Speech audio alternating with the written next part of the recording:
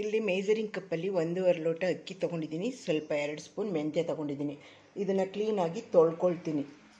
ಮಾಡೋದು ಹಿಂದಿನ ದಿನ ಅನ್ನಂಗೆ ಹಿಂದಿನ ದಿನ ಬೆಳಿಗ್ಗೆ ನೆನೆಸ್ಬೇಕು. ಕ್ಲೀನಾಗಿ 2-3 ಸಲ ತೊಳ್ಕೊಳ್ತೀನಿ ಮೊದಲಿಗೆ. ನೋಡಿ, ಬೆಳಗ್ಗೆ ರೊಟ್ಟಿ ಮಾಡಿದ್ದೆ ತಿಂಡಿಗೆ, ಅದು 2 ರೊಟ್ಟಿ ಮಿಕ್ಕಿದೆ. ನಿಮ್ಮನೇಲೂ ಈ ರೀತಿ ರೊಟ್ಟಿ, ಬೆಳಗಿನ ರೊಟ್ಟಿ ಏನಾದರೂ ಮಿಕ್ಕಿದರೆ ಸಂಜೆಗೆ ಕಾಫಿ ಟೀ ಟೈಮ್ಗೆ ಇದನ್ನು ಸ್ಟವ್ ಆನ್ ಮಾಡಿಬಿಟ್ಟು ಒಂದು ತವಾ ಇಟ್ಟು ರೋಸ್ಟ್ ಮಾಡ್ಕೊಳ್ಳಿ 2 ಕಡೆ. ಮೊದಲು ರೋಸ್ಟ್ ಆದಮೇಲೆ ಸ್ವಲ್ಪ ಎಣ್ಣೆ ತುಪ್ಪ ಯಾವ್ದಾದ್ರು ಹಾಕ್ಬೋದು. ಇಲ್ಲಿ ನಾನು 1-2 ಸ್ಪೂನ್ ತುಪ್ಪಕ್ಕೆ ಸಾಂಬಾರು ಪೌಡ್ರ್ ಇರುತ್ತಲ್ಲ, ಸಾಂಬಾರು ಪೌಡ್ರ್ ಹಾಕ್ಕೊಂಡಿದ್ದೀನಿ. ಉಪ್ಪಿನ ಪುಡಿ ಹಾಕಿ ಕಲಿಸ್ಕೊಂಡಿದ್ದೀನಿ. ಇದು ಮೊದಲು 2 ಕಡೆ ರೋಸ್ಟ್ ಮಾಡ್ಕೊತೀನಿ. ಆಮೇಲೆ ಈ ಖಾರನ ಮೇಲೆ ಸವರ್ಬಿಟ್ಟು ರೋಸ್ಟ್ ಮಾಡಿಕೊಂಡು ಬೇಯಿಸ್ಕೊಂಡು ಇಟ್ಕೊತೀನಿ. ಕಾಫಿ ಟೀ ಟೈಮ್ಗೆ ಜೊತೇಲಿ ಈ ರೊಟ್ಟಿ ತಿಂದರೆ ಒಂದು ಪೀಸು ರೊಟ್ಟಿ ಒಂದು ಸ್ವಲ್ಪ ಕಾಫಿ ಕುಡಿದ್ರೆ ತುಂಬ ಚೆನ್ನಾಗಿರುತ್ತೆ. ಹೇಗೆ ಮಾಡೋದು ಅಂತ ನೋಡೋಣ. ಇದು ಚೆನ್ನಾಗಿ ಇವಾಗ 2 ಕಡೆ ರೋಸ್ಟ್ ಮಾಡ್ಕೊಳ್ತೀನಿ. ನೋಡಿ, ಮಜ್ಜಿಗೆ ನೆನೆಸಿದ್ದು ಅಕ್ಕಿ, ಮೆಂತ್ಯ, ಅನ್ನ, ಇದು ಇವಾಗ ರುಬ್ಕೊಳ್ಳೋಣ. ಮಜ್ಜಿಗೆಲಿ ಬೆಳಗ್ಗೆ ನೆನೆಸಿದ್ನಲ್ಲ, ಇವಾಗ ರುಬ್ತಾ ಇದ್ದೀನಿ. ಮಿಕ್ಸಿ ಜಾರ್ಗೆ ಹಾಕ್ಕೊಂಡು ರುಬ್ಕೊಳ್ತೀನಿ. ನುಣ್ಣಗೆ ರುಬ್ಕೋಬೇಕು. ನೋಡಿ, ಈ ರೀತಿ ರುಬ್ಕೊಂಡಿದ್ದೀನಿ. ಬೆಳಗ್ಗೆವರೆಗೆ ಬಿಡೋಣ ಇದನ್ನು ಫರ್ಮೆಂಟೇಷನ್ ಆಗೋದಕ್ಕೆ. ನೋಡಿ, ಸಂಪಣ ಎಲ್ಲ ಹೇಗೆ ಉಪ್ಪು ಬಂದುಬಿಟ್ಟಿದೆ. ಇದನ್ನೆಲ್ಲ ದೊಡ್ಡ ಪಾತ್ರೆಗೆ ಹಾಕಿಬಿಟ್ಟು ಒಂದು ಮಾಡ್ಕೊಳ್ತೀನಿ. ನಾನು ಇಲ್ಲಿ ಒಂದು 20 ಒಣಮೆಣಸಿನ್ಕಾಯಿ ಹಾಕ್ಕೊಂಡಿದ್ದೀನಿ, ಗುಂಟೂರು ಮೆಣಸಿನ್ಕಾಯಿ. ಇದನ್ನು ಡ್ರೈ ಹುರ್ಕೊಳ್ತೀನಿ. ಚಳಿಗಾಲದಲ್ಲಿ ಇದೊಂದು ಖಾರ ಇದ್ದರೆ ಸಾಕು. ರೊಟ್ಟಿ, ಚಪಾತಿ, ಇಡ್ಲಿ, ಉಪ್ಸಾರು ಎಲ್ಲದಕ್ಕೂ ಸೈ. ಚಳಿಗಾಲದಲ್ಲಿ ತುಂಬ ಬಾಯಿ ರುಚಿ ಕೊಡುತ್ತೆ ಈ ಖಾರ. ಇದನ್ನು ಡ್ರೈ ಚೆನ್ನಾಗಿ ಹುರ್ಕೊಳ್ಳೋಣ. ಹಿಂದಿನ ಕಾಲದಲ್ಲಿ ನಮ್ಮಮ್ಮನ ಮನೆಯಲ್ಲಿ ಈಗೆಲ್ಲ ಗ್ಯಾಸ್ ಒಲೆ, ನಮ್ಮಮ್ಮನ ಮನೇಲಿ ಸೌದೆ ಒಲೆಯಲ್ಲಿ ಕೆಂಡದೊಳಗೆ ಹಾಕ್ಬಿಟ್ರೆ ಈ ಮೆಣಸಿನ್ಕಾಯಿನ ಹುರ್ಕೊಬಿಟ್ಟು ಈ ಥರ ಖಾರ ಮಾಡ್ತಾಯಿದ್ರು. 1 ತಿಂಗಳವರೆಗೂ ಕೆಡ್ದೇ ಇರ್ತಾಯಿತ್ತು. ನಾವು ಅಂದರೆ ಈಗ ಗ್ಯಾಸ್ ಅಲ್ವಾ, ಸ್ಟವ್ ಮೇಲೆ ಹುರ್ಕೊಳ್ಳೋಣ, ಡ್ರೈ ಹುರ್ಕೊಳ್ಳೋಣ. ತೊಟ್ಟೆಲ್ಲ ತೆಗ್ದಿದ್ದೀನಿ. ಒಂದು 20 ಮೆಣಸಿನ್ಕಾಯಿ ಇದೆ.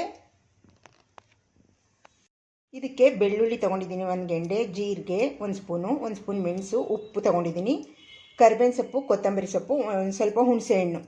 ಇಷ್ಟನ್ನು ಹಾಕ್ಕೊಂಡು ಅದನ್ನು ಡ್ರೈ ಹುರ್ಕೊಬಿಟ್ಟು ಇಷ್ಟನ್ನು ಜೊತೆಗೆ ಹಾಕ್ಕೊಂಡು ಸ್ವಲ್ಪ ಪೇಸ್ಟ್ ಮಾಡ್ಕೊಳ್ತೀನಿ ಮಿಕ್ಸಿ ಜಾರ್ಗೆ ಹಾಕಿ.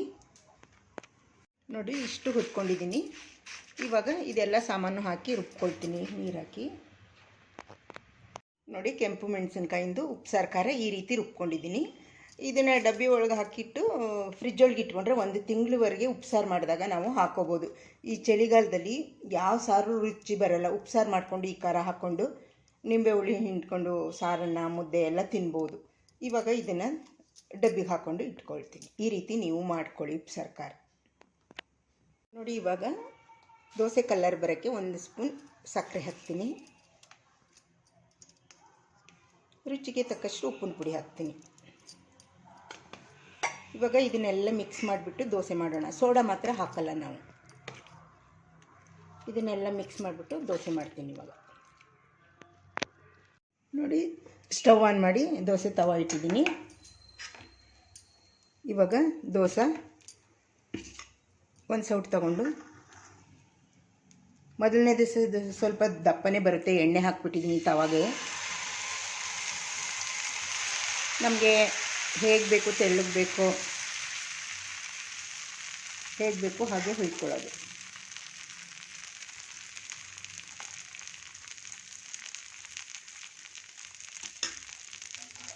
ಇವಾಗ ಒಂದು ಪ್ಲೇಟ್ ಮುಚ್ಚೋಣ. ಅದು ದೋಸೆ ಚೆನ್ನಾಗಿ ಬೇಯಲಿ. ನೋಡಿ, ಇಷ್ಟು ಬೆಂದಮೇಲೆ ಎಣ್ಣೆ ಬೇಕಾದರೆ ಹಾಕೋಬೋದು, ತುಪ್ಪ ಬೇಕಾದ್ರೆ ಹಾಕೋಬೋದು. ನಾನು ಸ್ವಲ್ಪ ಎಣ್ಣೆನೇ ಹಾಕ್ತೀನಿ. ಬೇಕಿದ್ರೆ 2 ಸೈಡ್ ಬೇಯಿಸ್ಕೋಬೋದು, ಇಲ್ಲ ಒಂದೇ ಸೈಡು ಬೇಯಿಸ್ಕೋಬೋದು. ಇದು ಸ್ವಲ್ಪ ಇನ್ನೂ ನನಗೆ ರೋಸ್ಟ್ ಆಗಲಿ. ಇವಾಗ ತೆಗೆದುಬಿಡೋಣ. ನನಗೆ ಇಷ್ಟು ರೋಸ್ಟ್ ಆದರೆ ಸಾಕು. ಒಂದೇ ಸೈಡ್ ಬೇಯಿಸ್ಕೊಂಡಿದ್ದೀನಿ. ಬರೀ ಉದ್ದಿನಬೇಳೆ ಹಾಕಿಲ್ಲ, ಏನಿಲ್ಲ. ಮಜ್ಜಿಗೆ ದೋಸೆ ಯಾವ ರೀತಿ ಗರಿ ಗರಿಯಾಗಿ ಬಂದಿದೆ ನೋಡಿ. ಇವಾಗ ಇನ್ನೊಂದು ದೋಸೆ ಹುಯ್ಯೋಣ ಇದೇ ರೀತಿ.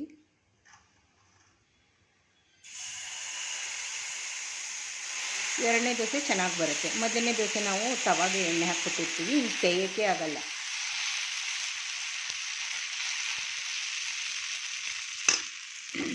ಇದು ಅದೇ ರೀತಿ ಬೇಯಲಿ. ಇದಕ್ಕೂ ಸ್ವಲ್ಪ ಎಣ್ಣೆ ಹಾಕಿ ರೋಸ್ಟ್ ಮಾಡ್ಕೊಳ್ತೀನಿ.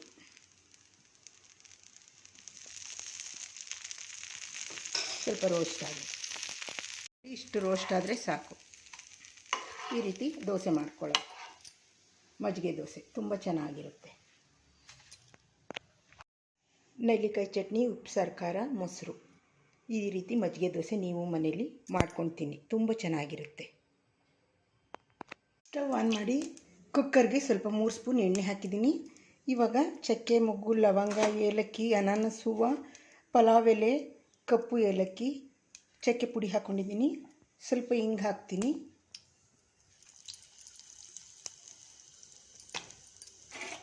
ಮಸಾಲ ಸಾಮಾನು ಹಾಕ್ತೀನಿ. ಇದೆಲ್ಲ ಸ್ವಲ್ಪ ಫ್ರೈ ಆಗಿ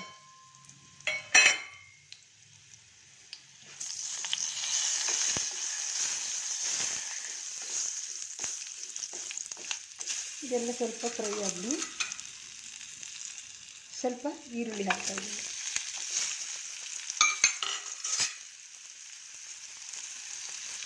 ಸ್ವಲ್ಪ ಕೊತ್ತಂಬರಿ ಸೊಪ್ಪು ಹಾಕ್ತೀನಿ. ಇದೆಲ್ಲ ಸ್ವಲ್ಪ ಫ್ರೈ ಆಗಲಿ. ಇವಾಗ ಮೆಂತ್ಯ ಸೊಪ್ಪು, ಪುದೀನ ಒಣಗಿರೋದು, 3 ಟೊಮೊಟೊ ಹಾಕಿದ್ದೀನಿ. ಇದನ್ನು ಸ್ಟವ್ ಮೇಲೆ ಹಾಕ್ತೀನಿ, ಪಾತ್ರೆಗೆ ಹಾಕ್ತೀನಿ. ಈ ಪಾತ್ರೆಗೆ ಹಾಕ್ತೀನಿ.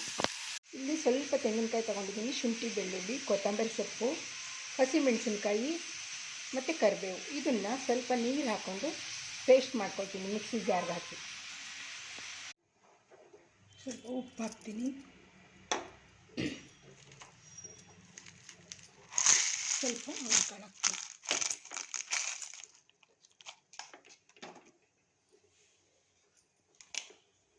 ಸ್ವಲ್ಪ ಕಸ್ತೂರಿ ಮೆಥಿ.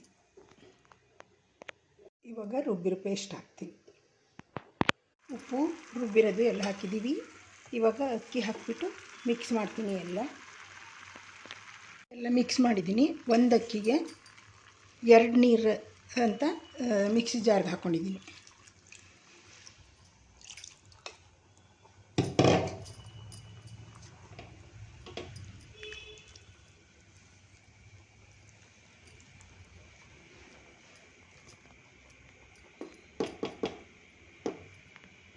ನೀರು ಎಲ್ಲ ಹಾಕಿದ್ದೀನಿ. ಇವಾಗ ಅರ್ಧ ನಿಂಬೆಹಣ್ಣು ಹಾಕಿಬಿಟ್ಟು, ರಸ ಹಾಕಿಬಿಟ್ಟು, ಉಪ್ಪು ಸರಿ ಇದೆ ಅಂತ ನೋಡ್ಕೊಳ್ಳಿ. ಇದು ಚೆನ್ನಾಗಿ ಕುದಿ ಬರಲಿ, ಆಮೇಲೆ ಮುಚ್ಚಳ.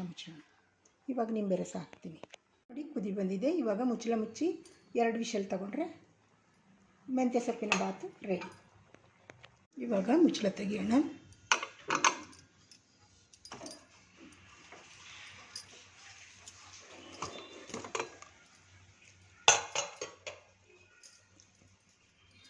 ಎಲ್ಲ ಒಂದು ಸಲ ಕೆಳಗಿಂದ ಮೇಲೆ ಮಿಕ್ಸ್ ಮಾಡಬೇಕು.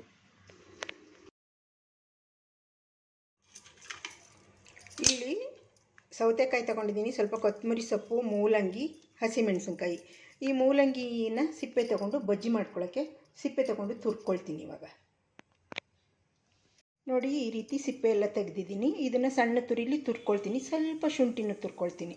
ಇವಾಗ ಒಗ್ಗರಣೆ ಮಾಡೋಕ್ಕೆ ಒಂದು ಪಾತ್ರೆಯಲ್ಲಿ ಸ್ಟವ್ ಆನ್ ಮಾಡಿ 3 ಸ್ಪೂನ್ ಎಣ್ಣೆ ಹಾಕಿದ್ದೀನಿ. ಇದಕ್ಕೆ ಸಾಸಿವೆ, ಕಡಲೆಬೇಳೆ, ಉದ್ದಿನಬೇಳೆ, ಜೀರಿಗೆ, ಮೆಂತ್ಯ, ಕರಿಬೇವು ಹಾಕ್ತೀನಿ.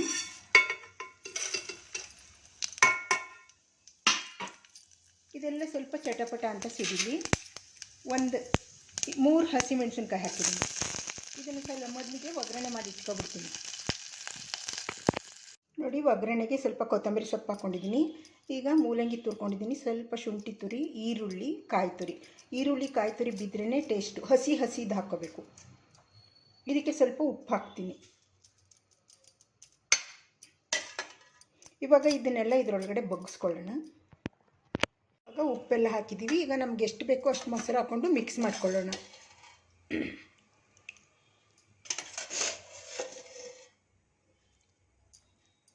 ಇವಾಗ ಮಿಕ್ಸ್ ಮಾಡ್ತೀನಿ ಎಲ್ಲ.